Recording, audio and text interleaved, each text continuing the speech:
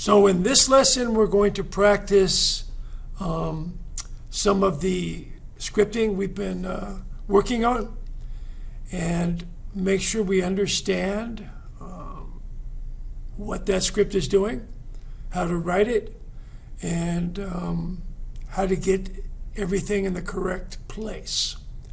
So I'm simply going to create a empty game object here, 3D object, and I'm going to create a capsule so I can move it and rotate it. So let's make it bigger. So I've gone over to my scale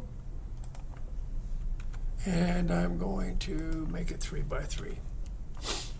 I already have some scripts to do it, but I'm going to create a new one and I'll just call it practice. So I'm right clicking, create C# script practice. And notice I have a folder for my scripts.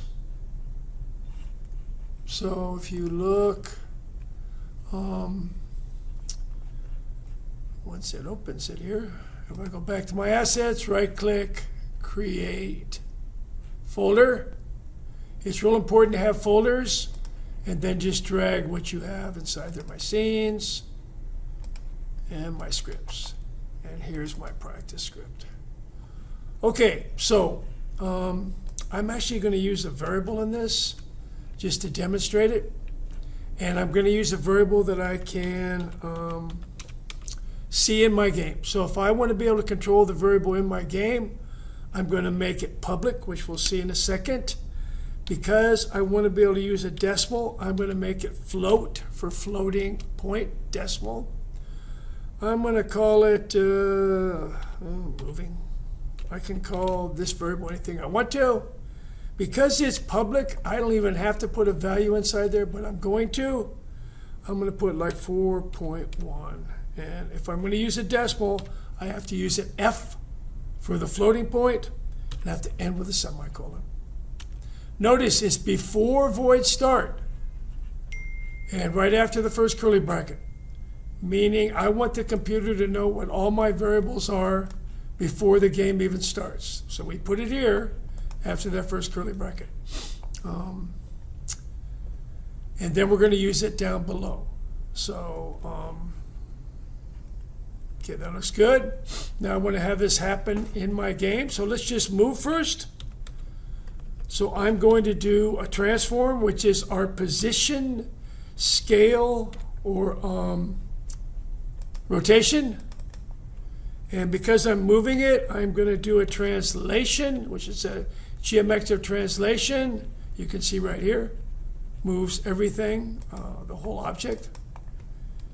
And now I could put a value in here, but that's why I have this. So this computer is going to remember this the entire script.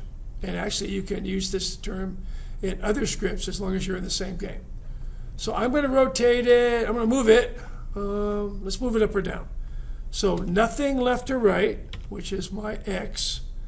If I start typing my variable, there it is. And 0 for the Z. So I'm not moving left or right, not moving forwards or backwards, moving up, semicolon. Let's save it.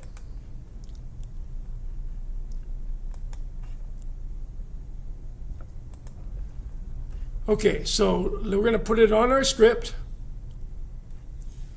on our object, I'm sorry. So the easiest way, we could drag it up, but the easiest way just to add component and start typing that script number, our name, which is practice.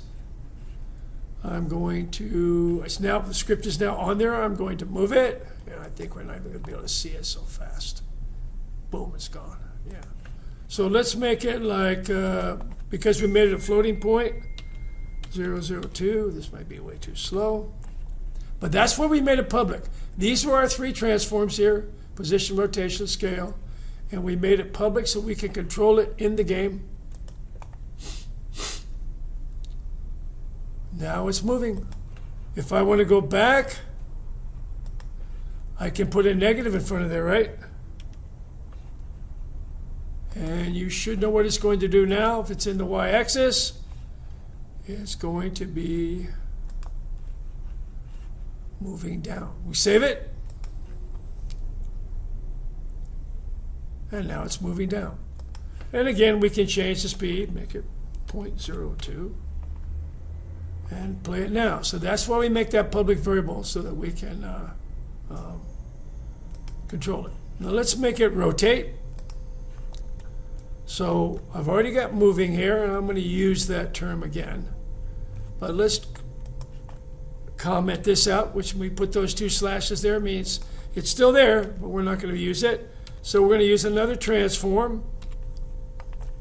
But this time, because we want to rotate, we're going to use transform.rotate, which is right here. And again, we need 3 values. It's a 3D game, X, Y, Z.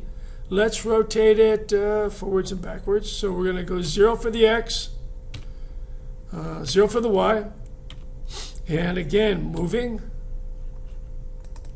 for the Z. Again, we end with a semicolon. And remember, we're in void update, so it happens every frame.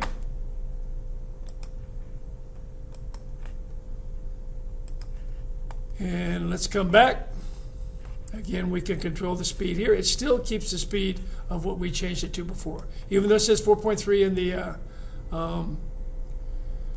script, because it's a public variable, we can change it. And obviously, that's way too slow. So let's make it 3. And we should have something turning pretty nicely. There we go. And if we want to real quickly, we can come back and we could rotate it in the Y. So I'm going to get rid of that, comma, and comma 0. Always put comma between your values here, and end with a semicolon. And let's try it.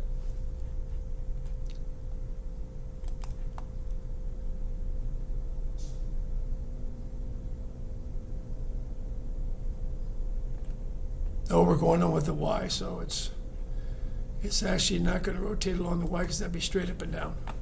So let's go back and make that on the X.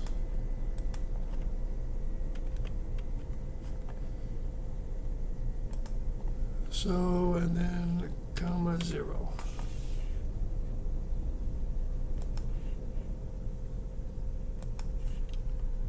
So now we're going to rotate it on the X. And let's try it now. There we go. Okay, couldn't rotate on the Y because that's just straight up and down. So it's not going to have any rotation on that. Anyway, I want you to practice that. That means writing it without creating a new script and trying this yourself. Remember, when you're putting it, you don't have to make it public if you want to just go back to the script every time, but I would always suggest you do something like this so that you can change it from the game. And we usually use float because we can use a decimal then. Anyway, give it a try. Let me know if you have any questions.